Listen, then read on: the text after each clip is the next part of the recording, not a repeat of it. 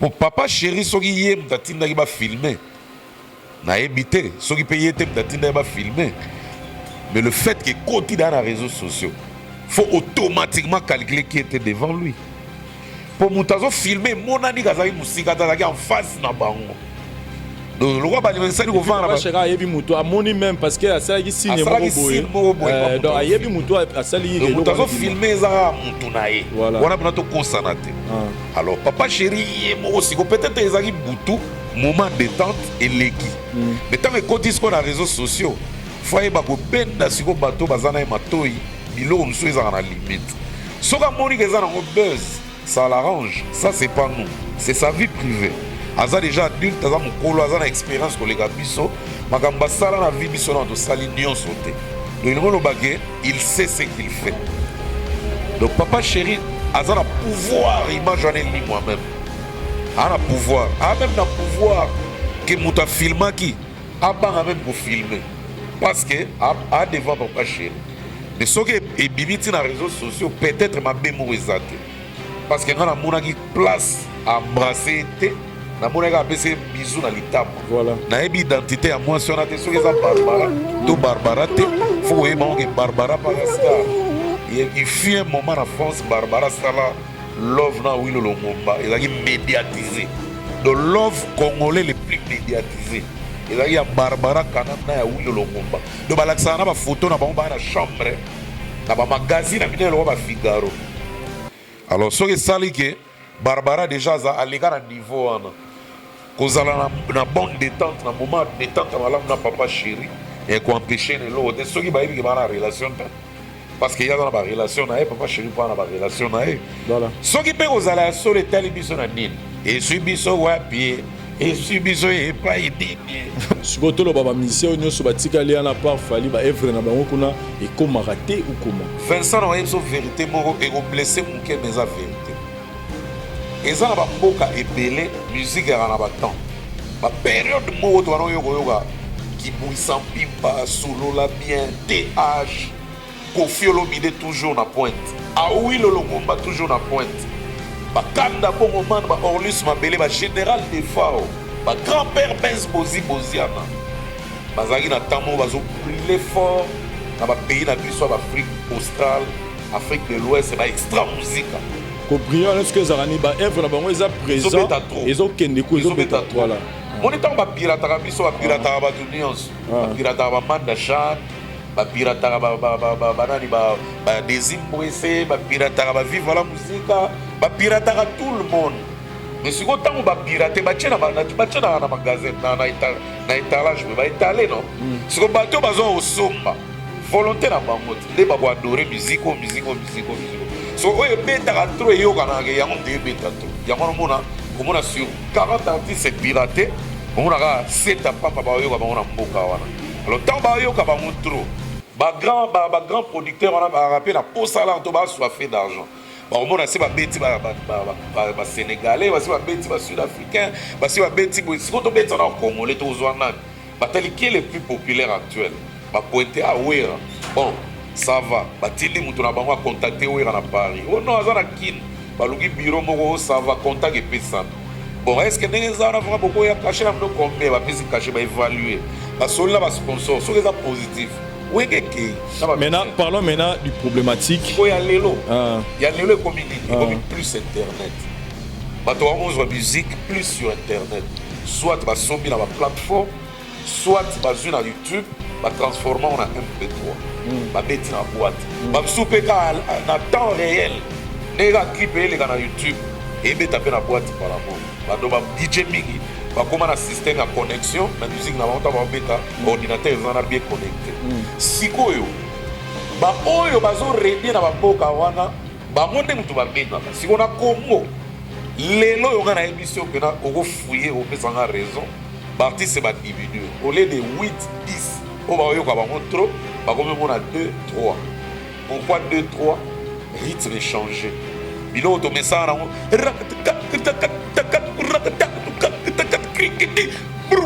Et ça sous la monde de et comme il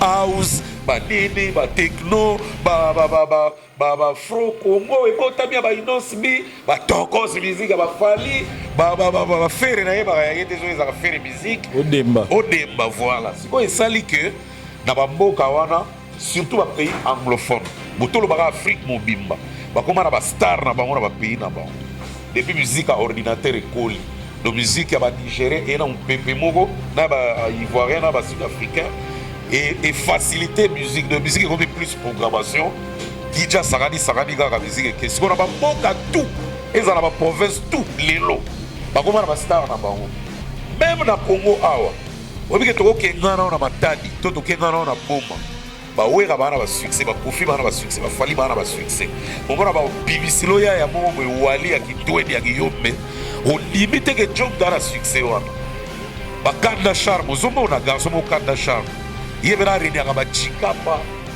bangola ya kotaba ya kongo wana bandundu ye so aki abeti plein fale akosa fere akosa bill clinton akosa elongo lobake badokta ye na coin wana soko musique ekomi bongo donc chaque coin bakoma na balider na bango baplace mosusu bazalaka jamais même na boule ya kobeta musique mais à travers ordinateur bazwa courage bakoma kobeta musique na langue na bango soko bafanatique oyo banaokubisa biso la plupart balingaka nano ya bango donc bakumisi nano ya bango na bastar na bango après soko batali na bato to banaoyoka kala na ayokanaka ti lelo fali nani lisusu kofi nani lisusu awilo donc baolinga omona mpona nini omona kofi bien kabetaka rumba te bien kabetaka rumba bien kabetaka seben baza na marque dépose na ye moko etika loa légende akréela biso yango depuis ba V12 depuis bamagie depuis baloi depuis bapapa bonheur etikala de kofi akoma marque donc c'est une légende c'est une marque elimwaka te et surtout soki ozaka actif ozomona yango moni bakofi baka toujours na liste bafali c'est grâce à musique baobeta musique à temps au lieu de toujours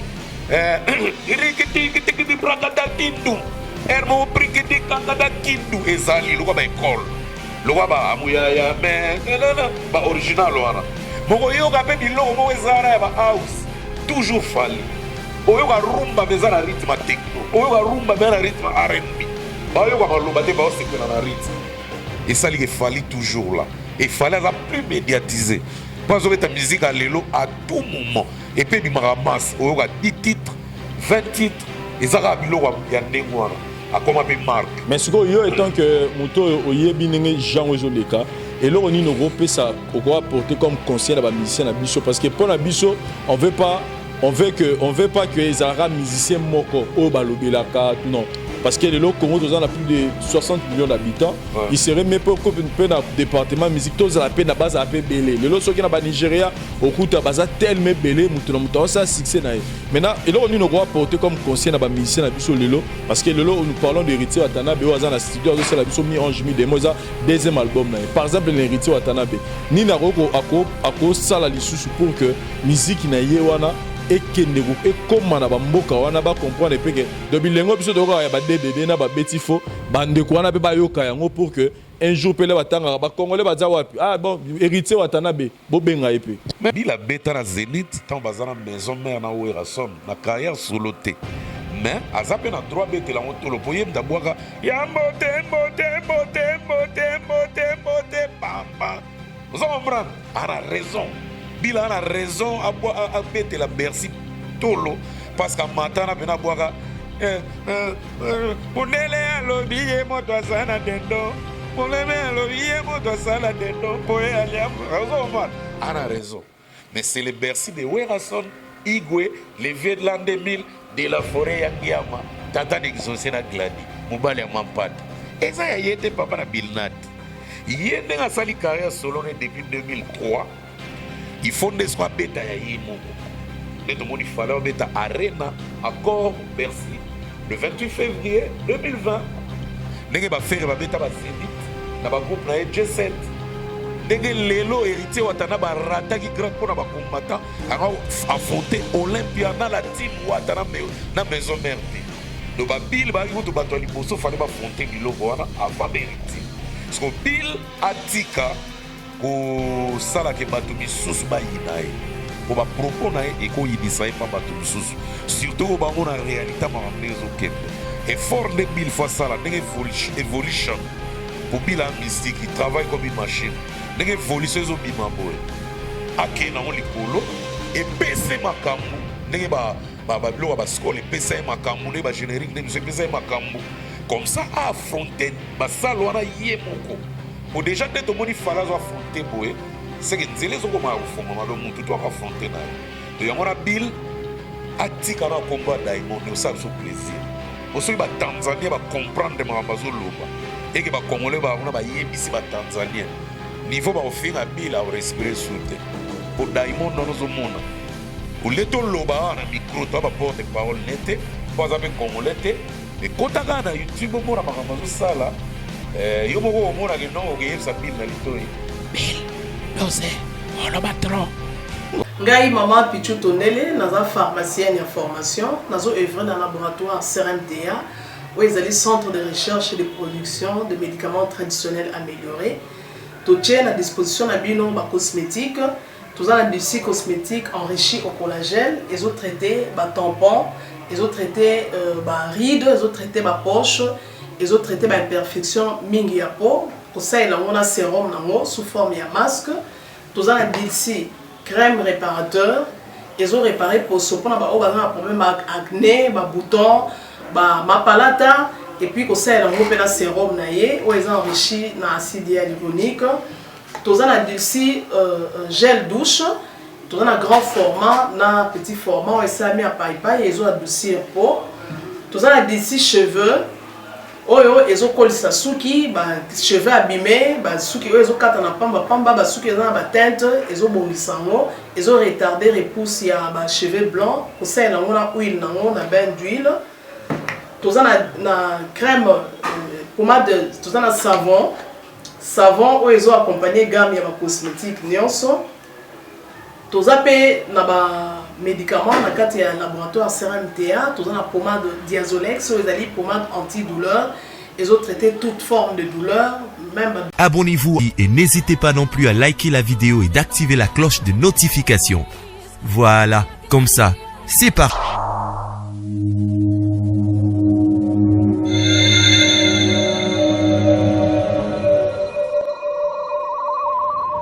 La voix du peuple, oh la voix du peuple, oh si tu as bien, oh.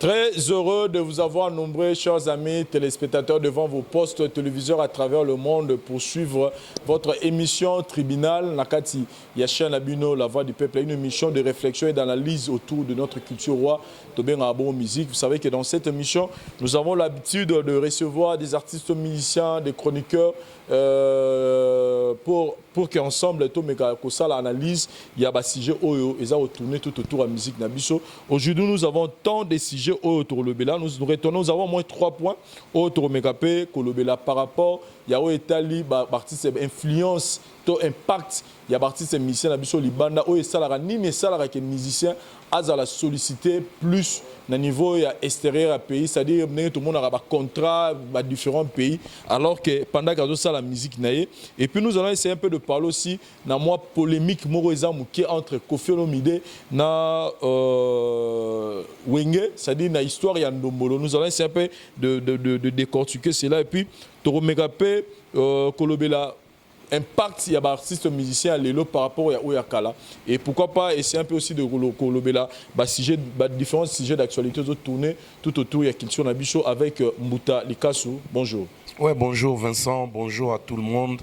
Bonjour Bandegonanga, partout Boza, en tout cas, famille Nanga sur internautes.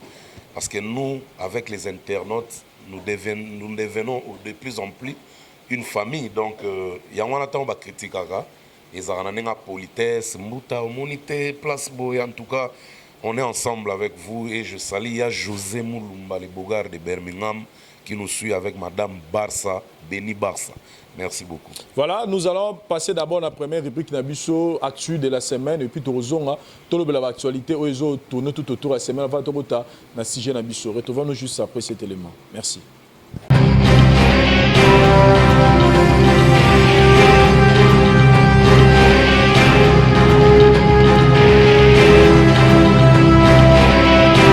le cadre actuel de la semaine, déjà, Moutaluka, sur retenant Ferregola, où il y a eu trophée, au niveau, c'est-à-dire, ça lit bien, trophée, on a eu Bisso, au niveau, il y a.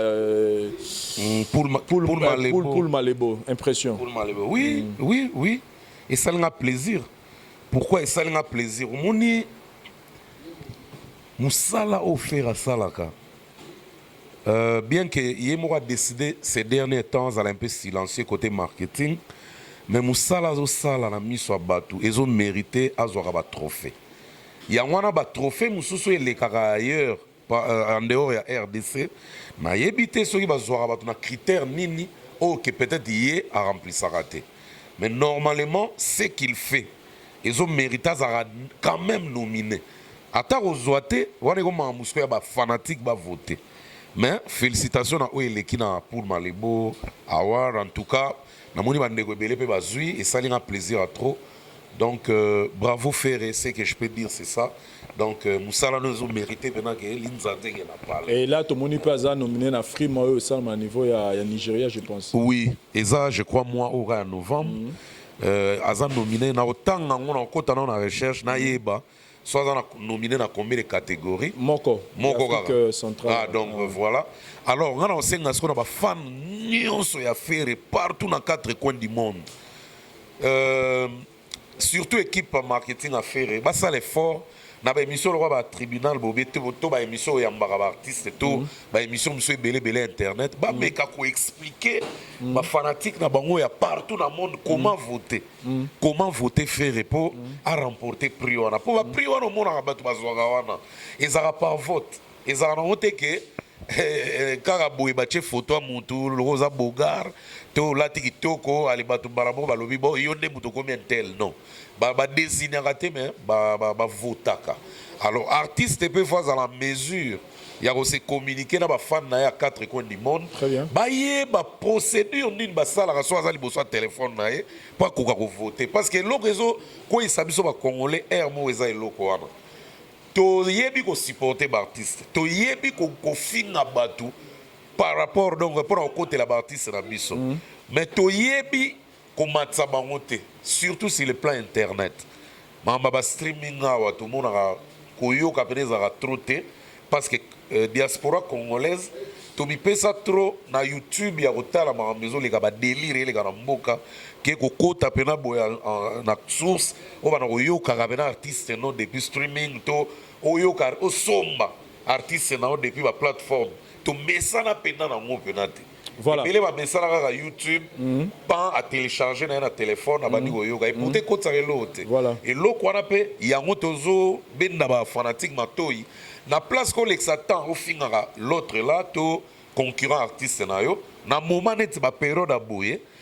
Par exemple, des faits à nominer na Free Mawana. Allez, bon bandi qu'on s'est conscientisé. Ce qui peut battre un bureau.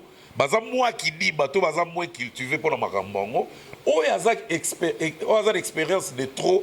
Peut-être à la pototo, à la wapito en Amérique, mais à sa proche affaire, à quoi inculquer va te payer les leçons. Voilà. Voilà. Donc à quoi inculquer va te payer les leçons et ça dit que à travers mon tout monde fanatique kaka, va te payer yébine va voter, n'est pas artiste na ba va rafler. Voilà. Sinon voter trop, faire pas du trop fana et on a qui. Voilà. Sinon nous invitons la bande de retour au Kenya pour voter Ferregola à niveau ya Frima pour que trophée wana eza le kumu ya biso ba congolais. Et c'est le scrum. Ouais. Apa musique. En tout cas. À mon c'est le trophée à clip na wana. Ouais. Tout ça la suka Lopez Sam. C'est le suka la question la Tunisie. C'est le yo to douter na ngo to zango solo.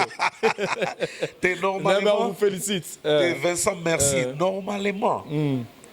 Artiste nyoso alinga challenge doute en raté. Mais douter les candidats, ceux qui doutent les qui montrent trop, et pourtant peut-être pour ça nous monter à ma bête. Vous avez la vérité personne les qui trop que non, Monique ngali kamora mona penza à haute voix, ermo pe benda mutu makolo. Et bibiso netige, vous en êtes gris, neto que la bandinga monter ma passi, bablo mo bongo. Et pourtant c'est le symbole aussi, akena poto bato balobaka po toza cimetière ya bamusicien Voilà. mais toretrouve seleo na mwa batitre oyo ezoya mpe ke ezolakisaka no l'homme boss. Voilà. En tout cas Lopez sambi clip qualité nango sava nga nayebi place nango fingela yango te sauf que ezwaki nde chance te ya kotalama trop sur YouTube. Peut-être na place que seleo encouragé bato batala clip ne trop sur YouTube ya kotaka délire trop délire ya délire bakotala mpe 1 million de vues na délire mais produit na yo oyo kolela oyo kobendela bamarché oyo kobetela baconcert oyo kozwila batrophée yango nde normalement fo kotyaka multiplier par deux na makambo à part makambo ya badélire siko baartiste mingi bakoma kobosanaka nazala mpe na produit to naza mpe na terrain to nakobimisa mpe mais ake mingi na délire nga bolandaka nga na baanalyse te nga naza mpe na artiste na sila mpenza nga mpe na nazwa nini serviette éponge soki nde bajete l'éponge na déposa mpenza mais kaka na kosila wana soki cope moko eye na bukanaka te na kei. Voilà, bas de match, Papa Chéri Jubin Piana déjà annoncé biso déjà affiche. Ouais. Na deux essais à affiche. Deux essais à affiche déjà. Et puis na chat il y a Weston. Mais on mais un peu corriger pour dire que somba qui 40 quelques pertes ba bit depuis maintenant somba ba Weston. Donc 40 yebi c'est tam sur la 45e fois à somba chaussures wana Weston ba bongisa place on a somi 40 quelques Weston gars pour le clip alors que ils a 40 quelques fois à somba Weston mais déjà nous autres terrain. Ouais. Balle de match. Bon, Vincent, franchement, je dois te dire la vérité. Je dois vous dire la vérité parce que je dois vous voir. Terrain encombré à la raté. Terrain saturé pèse à la raté. Nayebi te po anini bartiste belé ba ko mutcha komi ko bobangi na kati na bango mais bazala déjà ba existera déjà. Je ne sais pas. Ce que tu as, c'est ce que tu dois donner. Et là on me soute. Okomeka na yo oyebike na kamo ata bato bachaka na mutu ke no elo na osala il faut kage simba non ko simba eza na maboko ya nzambe eza chance yo travailler pesa mokili ntango eko recevoir bayebi faso bakoyambela eloko na yo so eko simba te okufi te opopoli kaka mabele obandeli lisusu plus tard un jour ekokanga kaka na ndimi te ke bagrand prêtre tout wana bango na mboka oyo ke biloko tu basala ekangaka kaka non c'est faux. So tali ya léo et ya les bas. Donc il ngolo baké chance donc au René zara nzambe. Parce que ceux qu'on René zara totalement ya kisi. Vincent na kosote mbedoza dans 308 artistes bana succès siko. Parce que mutu tout a ebi pa banga. Mutu tout a ebi na o panganga. Ozo na vire boy maman tioni azalaka. Mais ceux qui beno mona ezala na bongo te ke na terreau mona 8 personnes 10 personnes. C'est parce que qui c'était de betara et ça travail na yo et la chance que tu as na temps et sourire et même au loin ce qu'il faut que saisir en ce que saisir te nzambe kaka. Alors Papa Chéri a ça déjà jibé a ça déjà marque déposé Papa Chéri na limite que soki balle de match bimi lelo bato ba to tala ngota umele aboka raté lokuta azana ba fanatique ou comment le culte. Alors culte wana et comment être loka talaka ba chaussure vous ndenge lobisite do denzembo donc eloko ba fidèle na e basé belé so boa ke loko na toile et ratarate. Et qu'est-ce que tu peux dire na moto à sali scandale na photo moko na vidéo moko zo sala base na niveau ba WhatsApp abatu où on voit Papa Chéri dans ces moments de détente na ipete soki moi sur la beza Barbara Kanam ou pas parce que ça là au moins le cas vite fait mais ba blora bongo qu'est-ce que vous pouvez dire na entourage net ya ba musicien bongo c'est-à-dire que publier le roman ko sala na peut baby sa image peut-être il y a musicien alors que tous en un moment où vous travaillez pour la marketing pour promotion album ou masika réaction là. Ouais, ma réaction c'est simple. Mon artiste nion ce soit comme un apogée, toi comme un niveau. Mon copé news c'est comme un important. Na nenga mabe na lo ba nenga exista. Marketing est en sens c'est à mabe, est en sens c'est vrai, est en marketing. Mais sort et voya sima. Faut pas ba ba supportant. Pour Papa Chéri soki yé mtatinda ki ba filmer. Na ebité soki payé tem datinda ba filmer. Mais le fait que côté dans les réseaux sociaux, faut automatiquement calculer qui était devant lui. Pour Moutazo filmer, mon ami Kazaki Moussika Tazaki en face na bango. Donc le roi Badi ça lui vend là. Cheka yebi muto amoni même parce que ça qui signe mo boy. Donc yebi muto asali donc Moutazo filmer ça mutu nae. Voilà. On a besoin de consanate. Alors papa chéri mo aussi peut-être ezaki butu moment détente et leki. Mais tant que côté sur les réseaux sociaux, faut y bako benda siko bato bazana e matoi bilo mso ezana na limite. Soka moni que ça na buzz. Ça l'arrange, ça c'est pas nous, c'est sa vie privée. Aza déjà adulte, aza mokolo, aza na expérience kolega biso, makamba sala na vie biso na to sali nyonso te. Donc il sait ce qu'il fait. Donc papa chéri, aza na pouvoir imaginer moi-même. A na pouvoir, a même na pouvoir que muta filma ki, a banga même go filmer. Parce que a devant papa chéri. Mais ce que e bibiti na réseaux sociaux peut-être ma mémorisate. Parce que quand on a une place à embrasser, on a un bisou dans l'itama. Voilà. On a une identité à moi, si on a des choses Barbara, tout Barbara, il faut que Barbara pas la star. Il fut un moment en France, Barbara Sala, love na Willow Longomba, il a médiatisé. Le love congolais le plus médiatisé. Il a Barbara Kanam na Willow Longomba. Donc, il y a une photo dans la chambre, dans le magazine, dans le Figaro. Alors, ce que ça que Barbara déjà à l'égard à niveau, qu'on a une bonne détente, un moment de détente, na papa chéri, et qu'on empêche l'autre. Ce qui va être une relation, parce qu'il y a une relation, papa chéri pas une relation. Voilà. Ce qui peut vous aller sur les télévisions, et sur biso ouais pied. Et si biso est pas idée. Voilà. Voilà, nous évoluons. Kofi Olomide a aussi mis la biso single $1, une très belle chanson. J'ai eu le temps hier soir, il y a auditionné en haut. Je félicite l'artiste. Mais déjà, tout le monde image net, il y a des plics Oyo. Sur le coup, là, Kofi Olomide, donc il n'y a pas de problème. Je vais vous dire na boina on peut ça explication mon minaye belé les rambos c'est mon vieux que je respecte beaucoup. Donc voilà, donc quelqu'un m'a nzembo ezala kututé nzembo eza nzembo dans notre travail na vie là et puis félicitations na vie ndenge ya bimisi nzembo en tout cas bo épargner bato na ba bêtises boluka Congo etamboma bien et ou azola biso ke et polémique parce que tout le monde est dans la maman bimisa image vidéo mo ya kale azoyemba pour dire que voilà eza plagiat déplique à ça emanze moment mais comment la réaction à déplique parce que déplique tout le monde dit avec Fabrigas ne pelaki moto mais comment pour son grand frère Kofi Olomide son papa réaction à son papa réaction à déplique ou à la maturité toute sagesse à déplique on a autrefois on est et puis impression à yo pona nzembo ya $1 ya Kofi Olomide. Il faut peut-être que entre Kofi et déplique très on a peut-être des sali obliques. Ça montre que Kofi a Kofi âge, expérience, plus de 40 ans de carrière, positivité a bien fait sur le marché, n'a pas réalisation. Peut-être déplique à mesurer kilo on a monika ko on a polémique. Parce que la polémique n'a pas de Rambo. Si vous êtes faible, automatiquement c'est poli. Ata ba argument nous ma casse. Mais quand la polémique peut avoir Rambo, elle m'a arrangé, on peut voir Rambo, si vous avez sens à bien. Pour polémique peut avoir sens à bien et matarape marketing à actualité musicien actualité.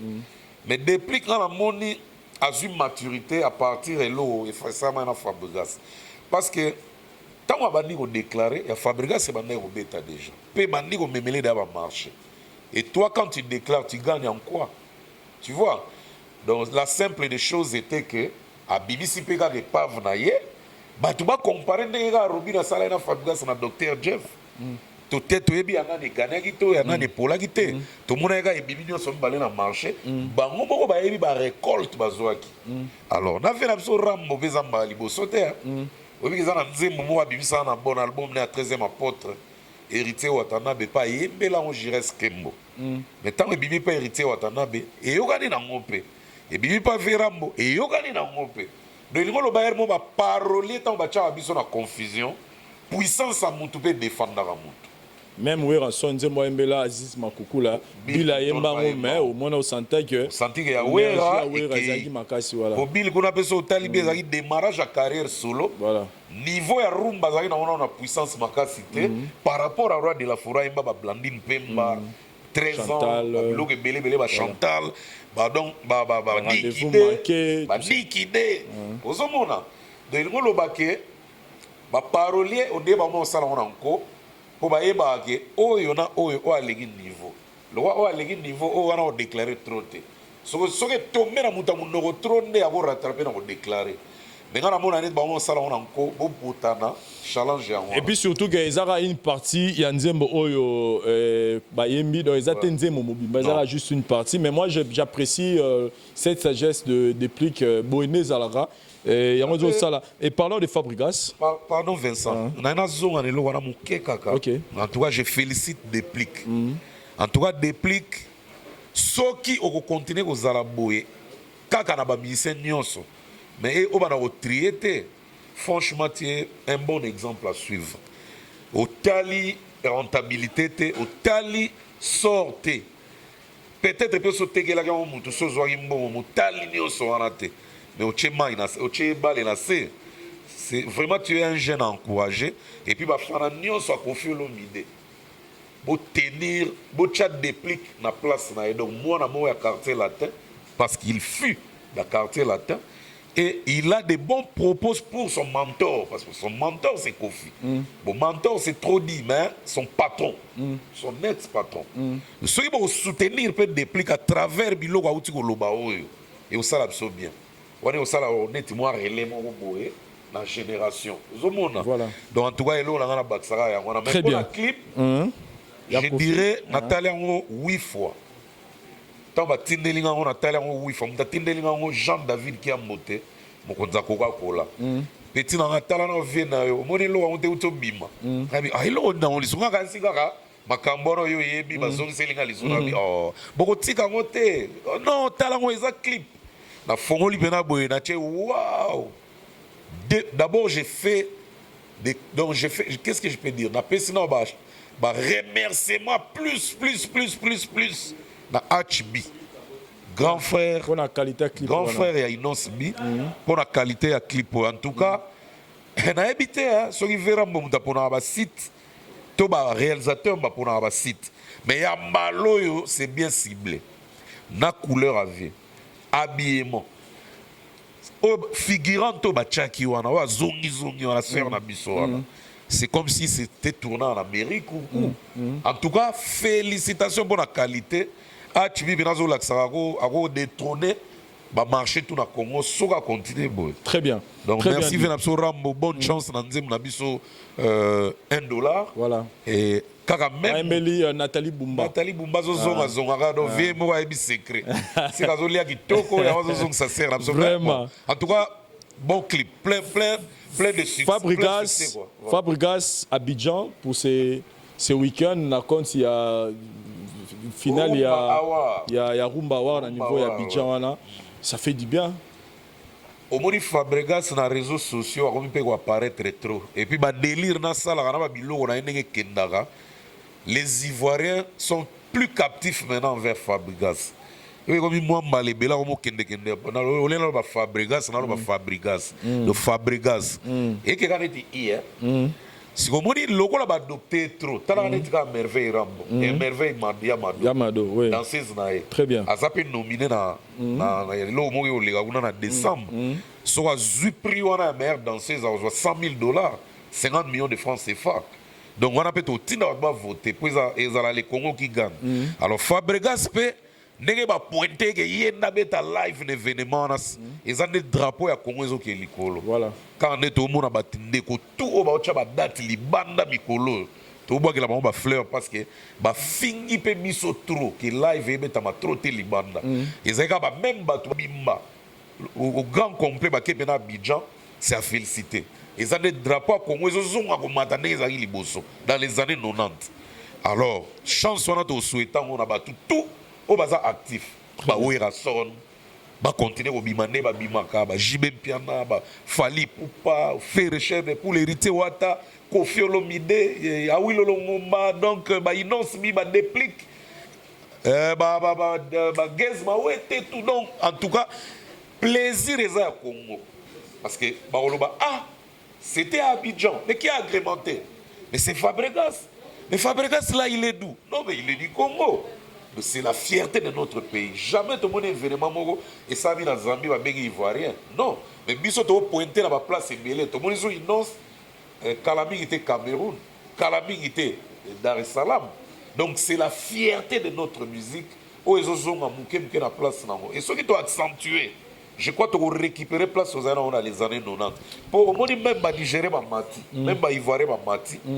Et ça va éviter mais va puiser le roman chez Bisso. Alors Bisso le roi de sa source. Faut que l'axe exemple que tous on a à la place de Zalagi. Voilà. Le travail s'est multiplié encore. Voilà. Bravo Fabregas. Voilà, merci beaucoup. Là, c'était les actus de la semaine.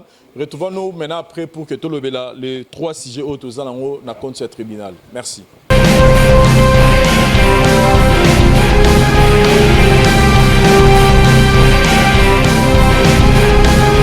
Voilà, chers amis téléspectateurs, nous sommes très heureux parce que vous continuez à être présents devant vos postes téléviseurs pour suivre votre émission tribunal avec Mbouta Likassou, où débattre différents sujets aux alentours. Parlons de Fally Ipupa avec World Tour 2. Donc, il y a mis Baléo Tomoni. Déjà, c'est pour bientôt. Il y aura beaucoup de productions. Au niveau africain et puis pour finir, au niveau il y a Bercy de Paris le 28 février. Mais là, moi personnellement, Moutalikassou, il est au Mouro et attiré attention. J'ai essayé un peu de voir que depuis un certain temps, je peux dire au moins 10 ans, si un artiste ou musicien a tourné trop en termes de concert au niveau d'Afrique, en tout cas, Fally Ipupa est le numéro 1. On a bien en termes de concert au niveau d'Afrique. Parce que des fois, tu vas comprendre mais ce que je dis, c'est avec de preuves. Depuis un certain temps, Moutois a tourné trop. On a plus sollicité au niveau d'Afrique comme dans les concerts, dans les événements, c'est Fally Ipupa. Mais quand nous regardons dans notre pays, nous avons beaucoup d'artistes musiciens OEP, ça va preuve na bango na ndenge ya mboka na biso en termes ya ba tube, ozo m'appelle tube bimé sali succès, ozo m'appelle bazo lobelai. Mais aujourd'hui, j'ai préféré faire cette émission avec vous. Pourquoi? Parce que au Sala, l'album au Sala, na des albums au tournant au moins 26 pays Afrique. Je dis même au moins 26 pays. Ouais. Alors vous avez l'expérience à Royeba, nengani marketing et salamaka pour que les musiciens base à la solliciter. Est-ce que Lelo Moutalikassou Europe panzela bisoté moi babilo reto sala que Fally Ipupa azala plus solliciter libanda et koko aider pe ba musicien na biso oyo baza solliciter te ba mekape oyokola parce que yo na des albums 26 pays en Afrique. Alors alors que tous les musiciens na biso pe belé bazo sa pe banzembo on pe ya kitoko mais il n'arrive pas il y a autant le moins dans 4 ou 5 pays na nemoro na niveau Afrique. Qu'est-ce qui fait la différence? C'est quoi en fait le secret? La différence c'est ça, le secret pesant. Normalement c'est quoi? Tant album a monté bimi. Na chano na nenga kala période avec internet ezalagite. Tant album a battu na bima automatiquement na Afrique mo bima musique na biso ezaki trop aimé. Bazali na batu oyo ba na France on a ba somba ba CD ba ke ko pirater na ba mboka na ba. Tant ba pirataka wana ba fanatique a musique na biso ba se multipliaka. Et comment que zo beta na ba bar, ba boîte, ba bistrot partout, ba hôtel, ba avion, ba radio na bango ainsi de suite. Et ça la rappelle que mon a bazo sel on peut ba concours de danse, ba tout bazo bina tout ça. Siko soki nzembo ya mutu est captivé trop na mboka. Il y a toujours des gens qu'on appelle des show businessmen, ba producteurs. Oh moussa na bango ezara, il faut produire l'artiste sur scène pour bénéficier à gagner quelque chose dans la vie na. Ba là la raté. C'est comme des vendeurs. Les autres rois tout le monde en marchandise. Bah là la raté. Attends moi Vincent. Ce toi na kin awa. To yo qui ba étranger va zo beta awa. Oyo kakat. Très bien. Au ski va rater. Tant ozo yo ka on attend aux organisateurs de spectacles. Et comment on attend moi au tenter au sonder dans le terrain, au sonder dans le sponsor, ça va répondre au positif. Au bien que c'est artiste en route. tout le monde est garçon, babima, bazazo 4, babima na ngola, bella, batenga sa mkongo. Ils avaient qu'un seul titre, hein, et tourna qui tellement, et ils dans la boîte partout, ils ont fait à Congo. Et comment il y a musique, il y a Congolais, mais c'est un étranger. Qu'est-ce que les Richard Kabala ont fait? Ils ont sponsor, ils ont garçon, ils ont showcase dans Kin. Et c'était une réussite. Depuis, on a fait bazonga soute. Il y a un loba. Et ça, même moment, les salama appellent Libanda Mboka. So moni, na bamboka wana bayoka musique ya mutu wana trop. Bayoka kaye na ba donc na kolo bana forme tout. Ba producteur de spectacle batuna ka troté. Ba sondara terrain. Ba voter budget. Ba soli na ba sponsor. Ce ba sponsor ba répondre positivement. Ba tindeli artiste on a demande, ba tindeli caché na e, condition na e pe ba bengi ya e beta. So qui a rentable été, au moins moins une fois à Yarasulte. Soit rentable, au moins à continuer des années. Il y a un moni secret ou un loba. Donc ils ont sollicitation à travers œuvre des bombardés place batora bazali. Surtout le baba mission on so batika li na part fali ba œuvre na bango kuna et comment raté ou comment. Vincent na yebso vérité moko et blessé mon cœur mais la vérité. Eza na bamboka ebele musique ya na batant. La période où tu as qui bouille sans pimpa, solo la bien, TH, Kofi Olomide toujours na pointe. Aoui Lolongomba toujours na pointe. Kanda Bongoman, Orlus Mabele, général de Fao, grand-père Benz Boziana. Bazari na tamo bazo briller fort dans les pays na biso Afrique australe, Afrique de l'Ouest, c'est extra musique. Comprenons est-ce que Zarani ba œuvre na bango eza présent ils ont kendeko ils ont beta voilà mon étant ba pirate biso ba pirate ba tunions ba pirate ba manda chante ba pirate ba nani ba Desimbwese ba pirate ba vive la musique ba pirate tout le monde mais si ko tango ba pirate ba tchena na magasin na étalage ba étaler non si ko bato bazo osomba volonté na bango nde ba ko adorer musique so oye beta trop yo kana ke yango de beta trop yango mona sur 40 artistes c'est piraté mona ka 7 pamba ba yo ka bango mboka wana alors tant ba yo ka bango trop ba grand producteur wana ba rappel na posala to ba soifé d'argent ba mona c'est ba beti ba sénégalais ba beti ba sud-africain ba beti bo si ko to beta na congolais to zwana ba tali qui est le plus populaire actuel. Ba pointer à Ouera. Bon, ça va. Ba tili mutu na bango a contacter Ouera na Paris. Oh non, azana kin. Ba lugi bureau moko ça va contact et pesam. Bon, est-ce que nenga zana vraiment beaucoup ya caché na no combien ba pesi caché ba évaluer. Ba sola ba sponsor, so ça positif. Maintenant, parlons maintenant du problématique. Il y a l'élo. Il y a l'élo comme il plus internet. Ba to la musique plus sur internet. Soit ba sombi na ba plateforme, soit ba sur YouTube. Transformer en MP3. Ba beti na boîte. Ba soupe ka na temps réel. Nega clip ele na YouTube. Et be taper na boîte malamo. Ba do ba DJ mingi, ba comment na système à connexion, na musique na ba beta ordinateur zana bien connecté. Sikoyo. Ba oyo bazo redi na ba mboka wana, ba ngonde mutu ba benga. Siko na Congo. Lelo yo na émission pena oko fouiller au pesanga raison. Ba artiste ba diminuer. Au lieu de 8 10 on va trop, on a 2, 3. Pourquoi 2, 3? Rythme est changé. Il autre message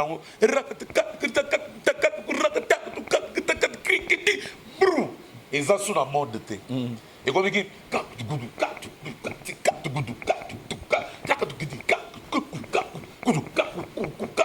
ba house, ba nini, ba techno, ba fro Congo, et ba tamia ba inosbi, ba tokos musique, ba fali, ba faire na ba yete zo za faire musique. Odemba, voilà. C'est quoi ça li que na ba mboka wana, surtout ba pays anglophone. Botolo ba Afrique mobimba. Ba koma na ba star na bango na ba pays na bango. Depuis musique à ordinateur et colis. De musique à ba Nigérien et na un pépé moko, na ba ivoirien, na ba sud-africain. Et faciliter musique de musique comme plus programmation DJ Sarani ga musique que si on a ba mboka tout et dans la province tout lelo ba koma na ba star na bango même na Congo awa obi ke to ke ngana na matadi to ke ngana na boma bawera bana ba succès bakofi bana ba succès bafali bana ba succès momona ba bibisilo ya moko boye wali ya kitweni ya giyombe on limite ke jom dana succès wana bakanda charme ozomona garçon mo kanda charme yebena reniaka bachikapa bangola ya kota ba Congo wana bandundu yeso akia beti plein fallait akosa faire akosa Bill Clinton akosa et le monde ba docteur na coin wana son musique est comme bongo donc chaque coin ba comment ba leader na bango ba place musu bazala jamais même na boule ya obeta musique mais à travers ordinateur bazo courage ba obeta musique na langue na bango so ba fanatique o ba rokumisa biso la plupart ba lingana no ya bango donc bakomisi nanu ya bango na bastar na bango après ce que batali na bato to bano yo wakala na yo kana batilelo fali nani lisusu Kofi nani lisusu Awilo donc balinga baba omona pona nini omona Kofi bien ka beta rumba te bien ka beta rumba bien ka beta seben mazana marque déposé na emoro etika roi légende a créé la biso depuis ba V12 depuis ma magie, depuis ma loi, depuis ma papa bonheur, et Tikala de Kofi comme une marque. Donc c'est une légende, c'est une marque. Et l'immo raté. Et surtout sur vos actifs. Aux hommes, il y a un moment où Kofi toujours na liste. Bah fallait c'est grâce à la musique, bah on met ta musique à temps. Au lieu de toujours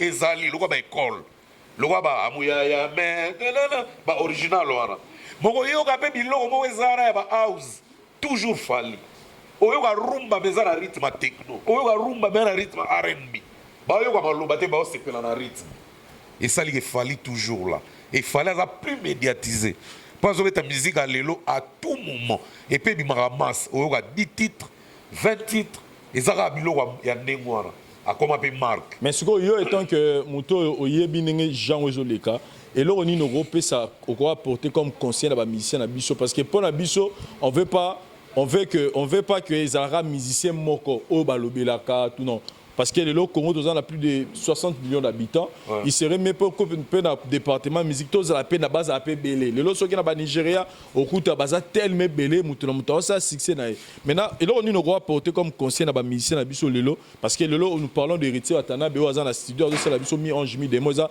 deuxième album na par exemple l'Héritier Watanabe ni na roko ako sala lisusu pour que musique na yewana et comment na ba mboka wana ba comprendre pe que de bilengo biso to ya ba DDD na ba betifo bande ko wana pe ba yoka yango pour que un jour pele batanga ba congolais ba za wapi ah bon Héritier Watanabe bo benga epe mais au moins net mutolo Héritier Watanabe moi je le reproche pas parce que déjà za na kata marango oui que na retirada il a travaillé avec Lenny Bidens beaucoup de titres qu'ils ont fait là-bas et ça na ba R&B ba techno ba blow pour Lenny Mukonzi na ngoti ya ba programmation wana Fabregas même tant ba na Lenny c'était ça ni nisko ba rosa tant ba album manezo bima pour que tant on bazo solliciter ba mission tout monde rappelle a fallu world tour Héritier world tour faire world tour ça dit bango tout bazo tourner na Afrique et le réseau tout fait bango ils sont pas trop connus pour bazala trop connu logo la bandi ba carrière solo ba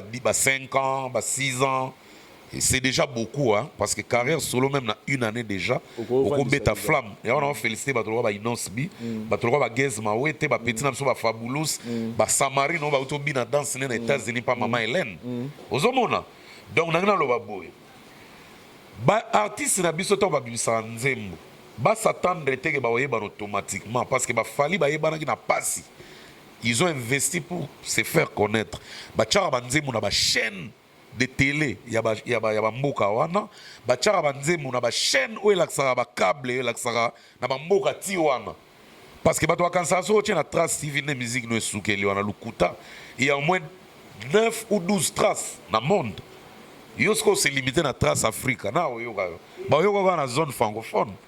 Et pourtant, Trace Africa a un logo, on a vert.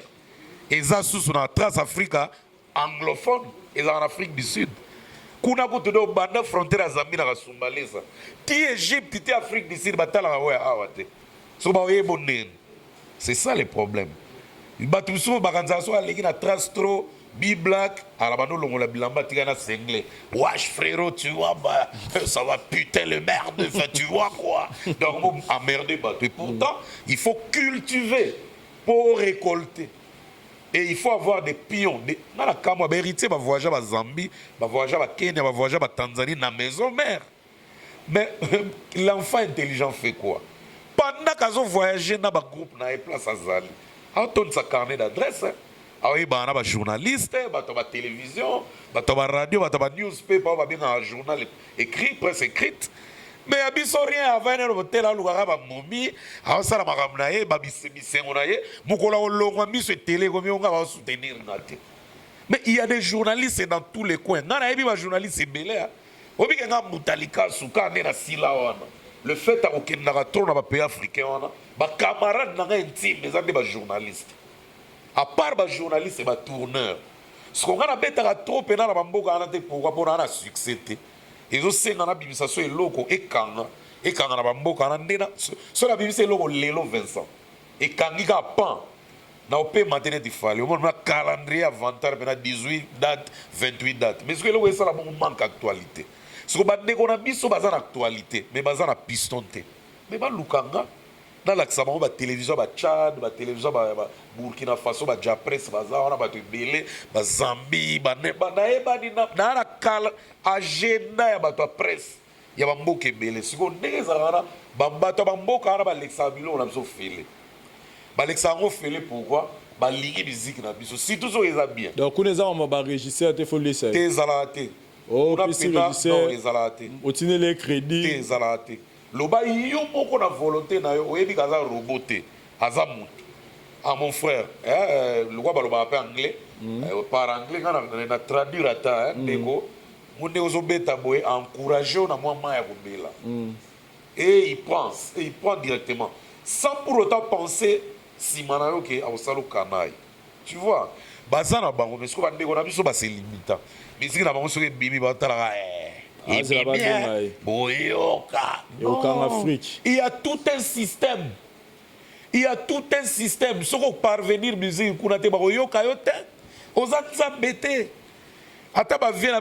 donc disons qu'il fallait pour parler l'honnête tout le monde a sollicité en Afrique. Oui. C'est qu'il a eu le temps de travailler. Fallait tant que ça les droits chemin. Azagi maele. Pendant que baron voyageait trop na vie na so Koffi Olomide. Asa la agenda na e. Et puis Fali c'est un homme quoi respecter Bato. Fali même là-bas début il nous appelait. Babiso ba mutalika subo sentiment na mutandeni. Mutu no Dar es Salaam wana.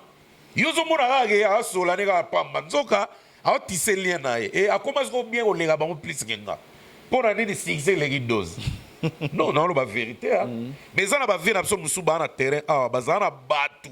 Balinga ba ona ba mboka wana bato ba presse ba journaliste bato terrain bato ba bar bato ba boîte ndeka to mona na kina ba Patrick Adogo mais ya ba Zambie ya ba Kenya ya ba Afrique du Sud ya ba Botswana ya ba Côte d'Ivoire ya ba mboka wana tout ba DJ Abdul na bango sigo c'est comme ça mais sigo soko lâcher prise o ya zawana yebda ko plus présente fallait le wazara na bango tout le temps en communication travail azana ba point ara ba base webi fallait na ba base presque na ba pays tout. So que na Zambie, azata na 7 bases. Ngata na Zambie avant dernier. Na saga accident 4 tonneaux na mutuka. Très bien, bien. Batu bayaki ko zwanga na mutuka. Po ba ke na hôpital batu fali. Pe batu pesa nga ticket po ba producteur tant ba na sali tonneau événement raté ba négliger nga. Ba kanzi na sali on konde na retard. Nzoka batu na ba on ba tinda ticket na retard. Na komi pe Zambie na retard, ba ezo na frontière na retard. Le fait qu'il manque de sali 4 tonneaux, événement babuki bakiti babuki miloko, événement sali perte, basundolinga.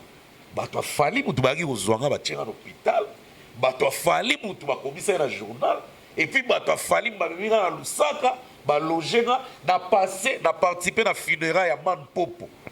Man Popo, Jomo grand comédien et puis mutu ba événement net ba Abdul net banit, mais na kata Zambie. A sala pe marabuto na fali, so akufaki. Alors fali lo watina ki vidéo. Abi mbuta lo za na Zambie. Sala pe speech ka en église et bi mara ko représenter ba bisa Congo tout. Lo kana lo ba pa anglais ba futeli ka ba moyen. Na keti na Lusaka, na leka d'église, leka na ZNBC, et ça même d'internet. tant on a l'équipe bazui speech a fallu depuis poto batiango na écran bato babeta maboko danger nga so na bimi représentant baya ya tout fali so bimi le roi tindi speech na ye moko siko tala ba biloko ya bongo to na besoin ba mise belé pe bazana nango la preuve va so ok na ba Zambia ok na ba Kenya ba mboka wana tout otuni mutu musubo e komba mise bo a ko tanga mote peut-être amour est rare à kanga kombote il faut accentuer pour nous et c'est très important. Très bien. Vous avez la base parce que tant vous avez la production la base on a c'est le double marketing bouche à l'oreille peut jouer WhatsApp peut jouer sur terrain peut jouer. Il y a un moment où il fallait avoir un avantage. Très bien dit. Kofi pas un avantage. Voilà. Mais le roi Kofi a trop les sous-soutés. Azo s'occuper plus. Dans ma gamme il y a qui de cas payer. Bon, ce qui peut appeler dans Afrique quoi. Si déjà là il est parmi eux le roi Kofi a une légende. Voilà. Il peut pas casser il peut pas mettre l'énergie de Bisso. Mais sauf que moi je t'apprendais que j'ai appris que Kofi peut sur le clip c'est lui-même qui appelle Bachir Nozolo ba wana zo tinna bilo pour s'assurer que bilo Renezo le kakuna ba papa moi soumane sur epimi. Il prend ce temps là. Actif na terrain lelo na Afrique Libanda on a les Kofi. Ils ont fallu, ils ont Willow. Alors que musique parlons d'Innocent Baloumé. Là, nous le félicitons pour son tube Yopé où ils ont continué à cartonner. Ouais. On l'a vu au niveau du festival à Whisky en France. À Zouaki, maintenant qui attention, il y a Public Union, c'était du bien. Mais là, tout le monde a une publication, moi, Salami, à niveau, il y a Brazzaville où dès qu'on s'en a et connaître les problèmes. Il y a fiasco, c'est-à-dire marketing et salami bien concert et bétamina nous coûte parce que bah billet té kamité. Nous allons aussi parler toujours de la même stratégie alors qu'Innocent Baloumé, il est connu et Innocent Baloumé Mitso Tibouana et Tamboli, Afrique Mobimba, on a vu même des Chinois danser ça. Maintenant, il y a un succès et Zamakas mais comment devant un événement tout le monde les gens n'ont pas répondu positivement. Mais ça arrive mais attention, ça mis dans Brazzaville et ça mis dans Point Noir. C'était les deux, les trois. On a mis Brazzaville dans le cadre que Congo. On les a le Bumbachi, on a dit ça. Bon, trop Point Noir. Et ça la façon là-bas. Non, Innocent, c'est clair. Innocent a un succès. Moutako sa mututa, Innocent a un succès au Saranate. IOP on nous montre on est kangi partout. Il y a un dans la page. En tout cas, IOP est zappé dans la page. Le problème, c'était maintenant le producteur. Peut-être producteur a bien qui a un amateur. Et ça va genre va producteur va mécanique va on kaka le roi monique Innocent aza facile à aborder Innocent aza en actualité azo luka pas beta mo va place belé peut-être utilisation na ezaki mais na bien té parce qu'il y a des producteurs professionnels et des producteurs qui tentent bato ba tenter la chance peut-être producteur va produire Innocent et ça monto à tenter les chances pour un vrai producteur soit Innocent c'est le roi m'dazui café il faut acheter qu'à Sénégal a bénéfice. On a pris exemple, on a des exemples. Donc, il y a une matière première, net aussi or, to cobalt, il faut teka mais manaba na ba salité na mais manque teka. Si vous avez comme aux opportunités, Innocent au raton. Donc c'est un producteur qui a tenté. Peut-être à foutre il déjà Innocent bon on a Innocent a regretté l'autre parce que l'artiste s'est mêlé comment na sensation na au sein à l'art déjà bien avant et que so sali buzo banayo ou soit mboule beti. Il y a la merde de thé. Si vous avez une catastrophe naturelle, beaucoup recommencent à reposer date moussous. Mais si vous avez un il part, il peut prendre son vol et puis repartir. Parce qu'à Sali Devon, il y a aillé. Il était dans la promotion en Moka pour concert ou bêta. Donc c'est les producteurs. Si vous avez bien, on dirait producteur amateur. Donc lui, il s'est donné seulement dans les réseaux sociaux. Vous voyez que dans Moka, vous avez la promotion sur les réseaux sociaux, vous avez plein. Au côté de Facebook, WhatsApp, YouTube, Facebook, bah tu es plein. Mais ça n'a pas beaucoup comme ça, mais qui peut un système à réseaux sociaux limité. Et c'est un faut banderole, poster, on néglige rien dans le domaine du marketing. Donc il faut marketing, là et puis des sponsors mutu basala rango. Producteur yo mo sama mutu to bi bien bigat. Na na bi producteur mo na Dar es Salaam bi bien bigat. Abeti moto, mo e côté de mutu ina ba te belé. Tant que c'est mon temps, ça suit voilà comme 2 jours après quand il me couffé. Oh, voilà congolais, mission congolais. Congolais, mais non temps comme on a un problème pas. Donc, musicien congolais, moi, bon, musicien producteur. Bazade. Oh. Babonsa ba libanda. Oh. Ba producteur ya. Piaka. Bi wakati mtem. 2000 c'est déjà. Mais tokolo baba kombote parce que toko encourager les maltais. Mais ba miyebi. Na podium pero babina na egonga bete bilongwe. Ba yebi na bomisa mtu na Tanzanie. Ba yebi. Pour un fiasco. Oui. Sikoyo ebongaka tant aux na ba base na to pese exemple là aux na ba massa ba journaliste, ba massa ba tourneur, ba massa terrain to na ba DJ Abdul, ba Patrick Adogo, ba to ville. Ozomona. Ba ko banda pe o code au leader. Kotoyo. Ba ta mboka na ba lo ba lingala te. Mais ba ko code pe ya koto publicité na ndeto mo ezaka ya eza ya mote. Ya nde ba sala na ba vina so mo pa o nde ba sala na ba fali. Na ba wilo. Au centime na ba code non grand prêtre Kotoyo. Publicité zate. C'est ça da infirmier ça dans un moment tout le monde publicité. Donc faut pas ça la publicité. Au centime pe artiste c'est bien qu'il y a déjà bongo. Mais il s'en fout pas parce que ça image na il a excité producteur. Ça, un peu promo bien. Voilà. On n'a pas commis sur place réussite totale. Voilà. Mais Bello, on a base exacte. À Kekaka. Mais il faut qu'il y ait la chance, il y a producteur, moi, Yebi. Soit Yebi, tant que tu as aussi ma touche. Voilà, sinon, nous disons, nous encourageons Innocent Baloumé par rapport à Elo Recommandant. Ils ont fait partie de la réalité, il y a carrière musicale. La preuve, pardon, Vincent, la preuve.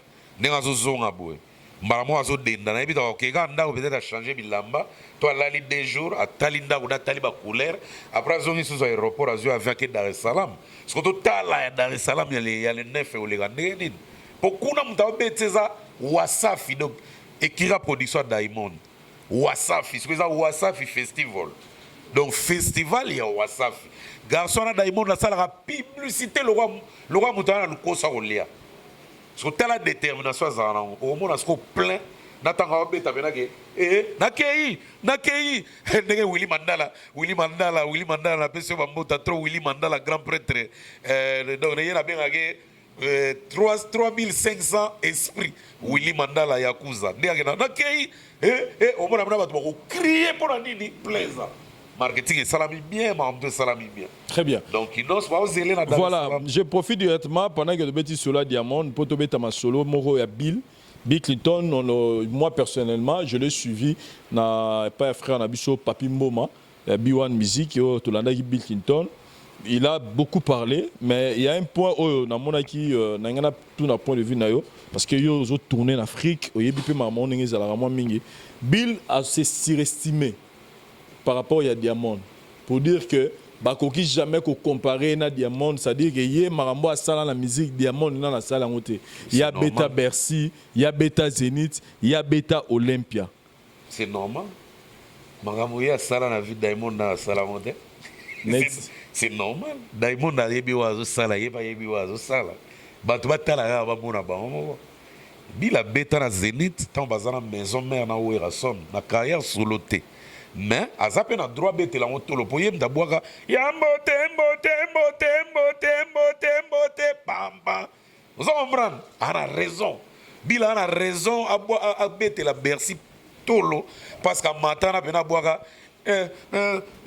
monele alobiye moto azana dendo monele alobiye moto azana dendo poye aliam raison man a raison mais c'est le Bercy de Werason Igwe les vieux de l'an 2000 de la forêt Yangiama, tata d'exaucer na gladi, mobile ya mampata. Et ça y était papa na Bilnat. Yende a sali carrière solo depuis 2003. Il fonde ce qu'on beta ya yemoko. Ne demande il fallait beta Arena, accord Bercy, le 28 février 2020. Nenge ba faire ba beta ba Zénith, na ba groupe na J7. Ndenge lelo héritier watana ba rataki grand pour na ba combattant affronter Olympia na la team watana na maison mère. Do ba Bill ba ki to bato liboso fallait ba affronter biloko wana avant héritier. Parce que Bill atika ko sala ke bato misusu ba yinae. Pour ba propos na e ko yinisae pa bato misusu. Surtout ba mona réalité ma ramener zo kende. Et fort de Bill fois sala ndenge evolution. Pour Bill mystique, il travaille comme une machine. Nenge volisseuse au bimaboe.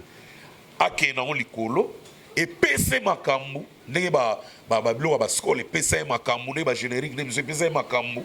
comme ça affronter basalo wana ye moko pour déjà d'être moni fala zo affronter boye c'est que nzele zo koma kufonga mado mutu to affronter naye de yangona Bill atika na combat Diamond de ça sous plaisir pour ceux ba Tanzania ba comprendre makambazo loba et que ba congolais ba ona ba yebisi ba Tanzania niveau ba ofinga Bill a respirer soute pour Diamond non zo mona ou leto loba na micro to ba porte parole nete pas avec congolais mais kotaka na YouTube mona makambazo sala yo moko mona ke non ogeyebisa Bill na litoi Bill dose oloba trop ozo comprendre donc Bill a loba na ye ba pekisi ete siko elo mona ngaki le loto apporter précision parce que pour ba musiciens congolais en général le fait que bango ba affronta ba Bercy ba Olympia ba Zénith et que ba ndona biso ba Nigeria ya ba Tanzanie ya ba Zambie otora ba sala ba succès na mboka na bango le fait que ba beta ba salo wana te pona bango ba mona ke bazaka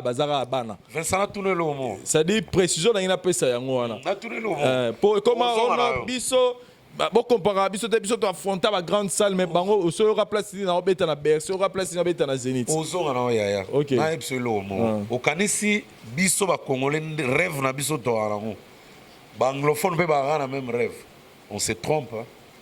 Banglophone ba na rêve na bango biso pe ba francophone to na rêve na biso moni biso total ça ming hexagone vers la France et puis Belgique mais banglophone batali ça ming na Londres Grande-Bretagne et puis ou bien États-Unis d'Amérique ozo van muke Canada biso pe muke Canada donc biso mingi miso na biso e bragaka na pays francophone et puis France les plaques tournantes na biso yango to revara ba Olympia ba Zénith ba Bercy pamba te zawana même ba musicien américain tant ba beta bilo na bango minene kuna ba sonjara pe ba na ba France na 4 tours mais rêve na bango te rêve kozala oui mais calcul na bango te si on est ba anglophone ebele ba ebi na mo ba France trop te et alors ba congolais ba ibla ba ya ba Angleterre on a trotté ba congolais ba za na Angleterre ebele mais ba musicien congolais ebele est-ce que bi que Kofi avait dans la Brixton académique Brixton Academy na Grande-Bretagne à Londres eza maman na salle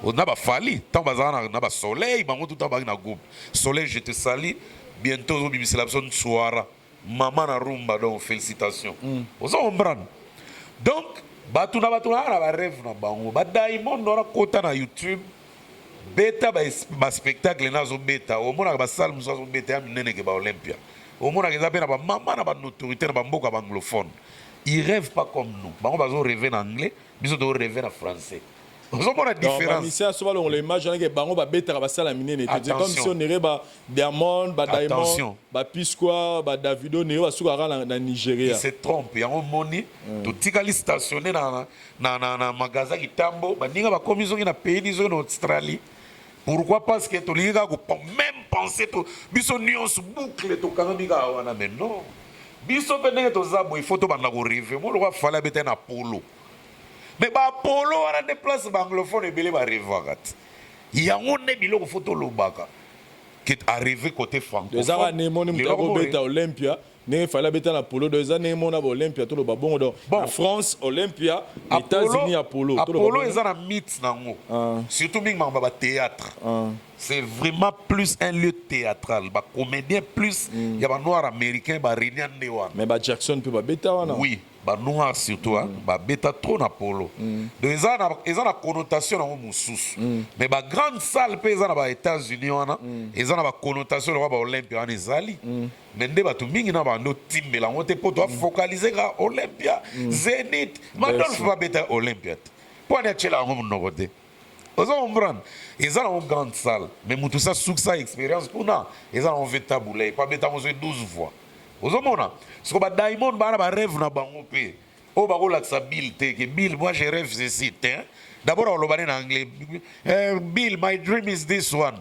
on lingala ta on anglais personnellement pour le problème ni nous on a Bill azanango na carrière na Bill azo raisonné ma morale ya kala trop et c'est pas vraiment trop bien kaleza bien pour nous servir yo na tremplin au mata pour na sika et lingo lo baté so sala ma bien kala au découragé au se décourager wana pena blaga pas au sala bien te zaniti ngape ba lo ba la trop na ba critique muta bien que tu fais tes analyses mais tu es un grand artiste makamno kala o sala et servir yo te ko se décourager. Moi je réponds aux gens et décourager en matin parce que ce qui est décourageant mais na lo ba mamba aussi là te ti na lo ba mamba aussi les parce que dans l'actualité te mais ce qui na bibi c'est loko et que na ngo bien dans une actualité na lo ba so mamba aussi là te mais aussi le temps que dans l'actualité te mais koloba ngona sima mukona ngate fuka mona yeba ke oyebi ke na sila po ni la ka ko sagana bibi na bari yo bano lobango bien te photo lobango en face. Donc probablement Bill veut vivre dans le passé. Bill il veut toujours donner des exemples passés. Et ça on a bêté ça bien parce que c'est lui qui a fait, il a marqué l'histoire. Mais il est encore robuste, il est encore fort, il est encore jeune. Bill n'en a combien peut-être. Donc azana mama ko pesa ebele so etikali kaka koloba bato mingi mpe bakotalisa projecteur panaye bilozo loba mpe mingi sikoyo kosali neti nini mikolo bakomi kofinga bakomi koloba mambo ebele pourtant lui il est apte ozomona ndenge azosala élévation topesa ye chance bila auti matanga ya Arafat accumulé sous bafanatique ebele en Afrique de l'Ouest total élévation na tango ebima ekosenga yo sala pe bien même biso to zala pe ensemble na e pour to poussa mo au Bill za pe légende. Voilà, Bill za légende. Parlons maintenant de notre point où on a il fallait plutôt apporter toute lumière quand Bill dit que la personne où a vendu ça ndomolo en Afrique débat moi ça m'a entraîné Papi Moma et lui il dit que c'est Kofi Olomide mais Papi Moma voulait attribuer ça à Wenge. Non, c'est faux, c'est Kofi. C'est Kofi. Pourquoi Kofi? À l'époque, tant Ndombole Bimi, il y a eu un succès na Kin pour na Wenge. Ma beti on a un concert. En tout cas, Congolais tout même à diaspora, a eu d'accord na Ndombolo. Mais pénétrer qui dans la frontière pénate. Parce que le moment où identifier musique na biso na Kongo ya Ndombolo. Oui na ebi. Si ko poliboso qui quoi ça après comme Ndombolo. Alors quoi ça mta renaissance c'était kanda bongo mane Pepe Kale. Et Ndombolo mta renaissance qui en toko wanga na te c'est Kofi Olomide. Tant abeta ki loi. En tout cas tant Kofi abeta ki loi. D'abord Afrique mobimba banena ko adopter rythme soukous. Kofi abeta loi na vitesse moi je crois ba 124 ce qui se passe 100 combien wana. Je me suis trompé peut-être dans le babnate. Mais on a vitesse à Soukous. Alors, Kofi était leader d'Afrique en ces temps-là. Pardon, Afrique presque Mobimba.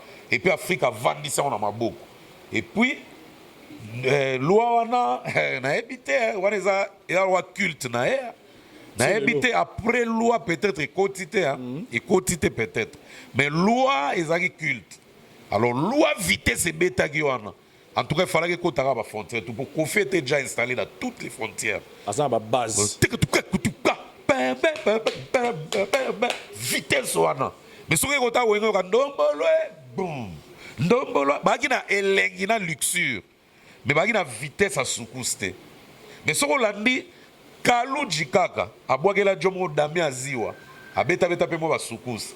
Kaluji abwagela dami aziwa et marche Afrique mobimba mais yaka après loi. Yaka après loi. OK. So ezaki avant loi. Kaluji aliko rene na eloko wana dami aziwa. Voilà. Et beta siko na rythme soukous Burkina Faso mtabeta solo. Et kenda na batu world. Mais Kofi déjà doublé na vitesse. Yaka na beta soukous et il était adopté partout. Kofi était l'enfant d'Afrique à ce temps-là. C'est lui le numéro 1 à cette époque. Donc, il y a un monde, Ndombolezo qui précursion mususu pa nae. Yé mutu pena poussa qui a un peu bagbaye bagé. Banda le musique longue quoi ça comme nini Ndombolo. Et bah oui le baye ozoa ba defa ba tutua. Voilà, chers amis téléspectateurs, je pense que c'est avec ça que... Il ne faut pas dire que pour la bongo que Wenge est populaire, non, le Kouta, Wenge est très populaire en Afrique, mais Wenge est très connu le roi Kofi. Par exemple, le pays Moussoussou, au Cape Naboé, il y a Kofi. Mais à l'époque, on a dit que Wenge est un casse penate. La preuve, c'est que Wenge est Afrique, mais il y a le roi Kofi. Il y a Afrique, mais il y a moi... Mais Kofi Abeta presque partout. Et là, le roi Fali Lelo, c'est presque partout.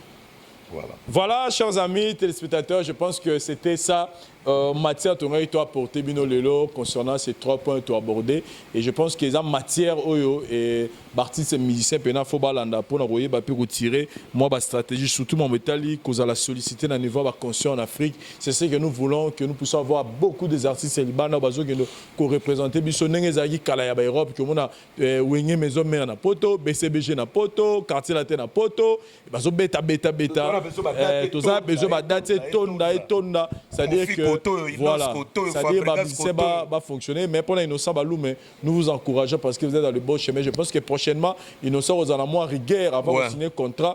Au côté marketing, Marami les a déjà au préalable pour que, parce que c'est votre nom, c'est simple, si vous avez la base de notre pays, l'internet est comme ça tout.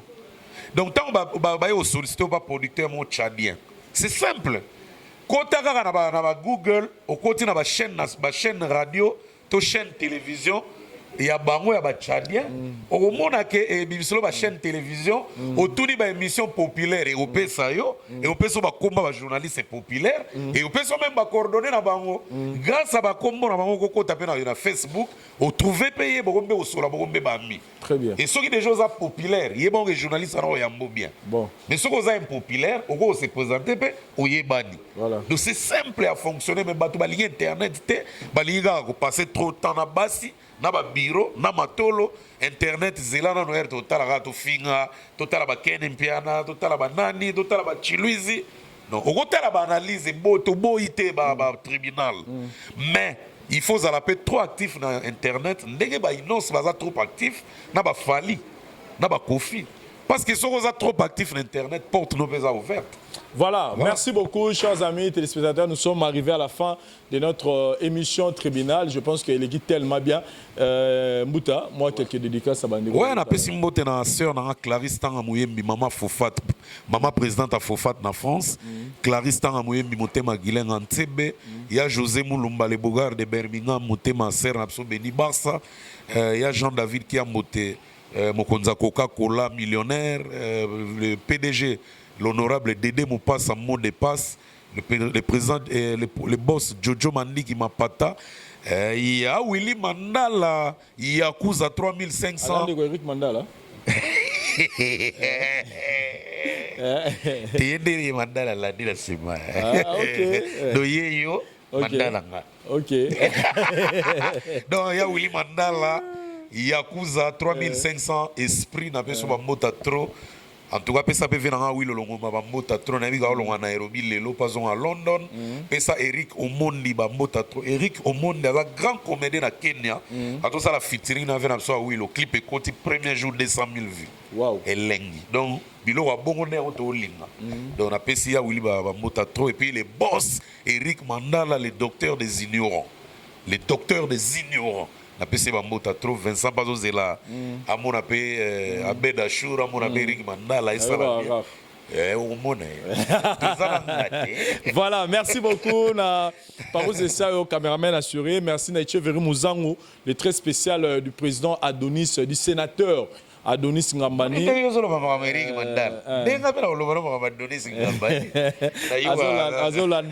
PDG, les boss, les sénateurs, Adonis Ngambani. Voilà. Très bien. Ouais. Et puis, mon ami Herman Ngoumba, les jeunes millionnaires à Dubaï, pourquoi pas Gigal, mon ami de Dubaï, place Boza. Herman, il faut comme un millionnaire. Très courageux.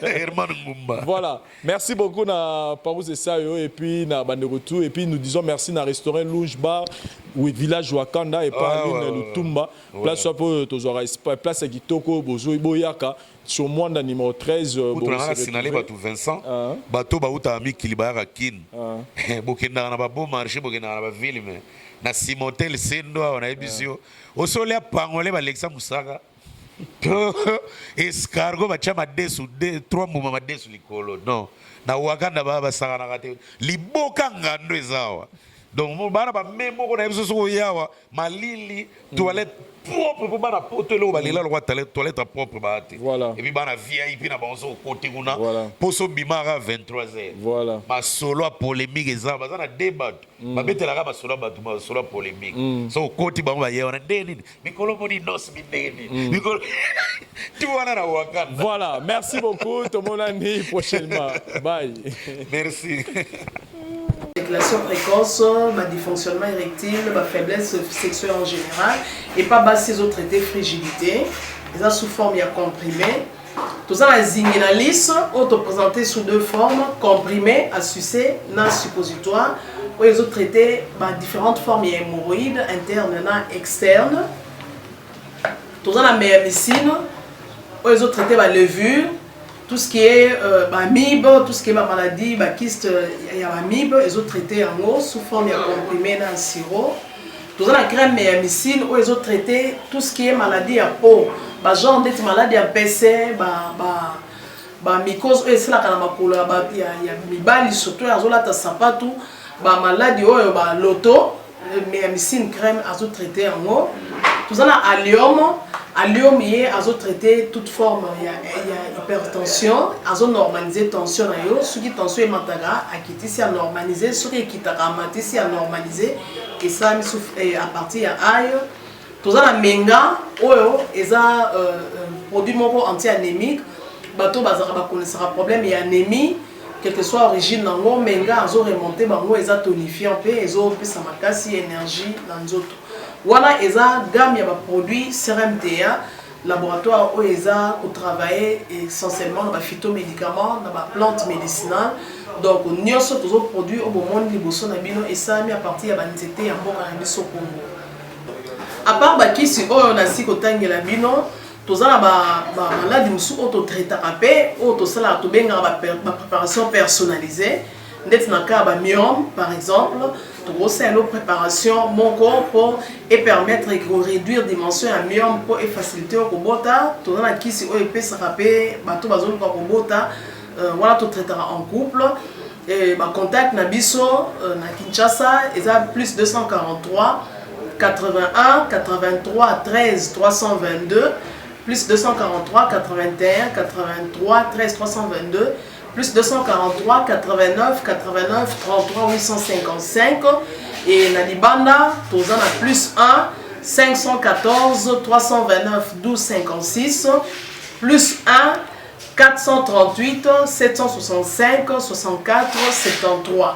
Voilà les numéros à contact na biso bandeko ba kobenga libanda na ka ba maladie songolo pakala maladie oya ba tene tondante oya esala ke muntu abima ba fina na mutu to traitera ngope donc pour contacter biso opposer problème na yo to ba plante nini oya ko solution na problème na yo.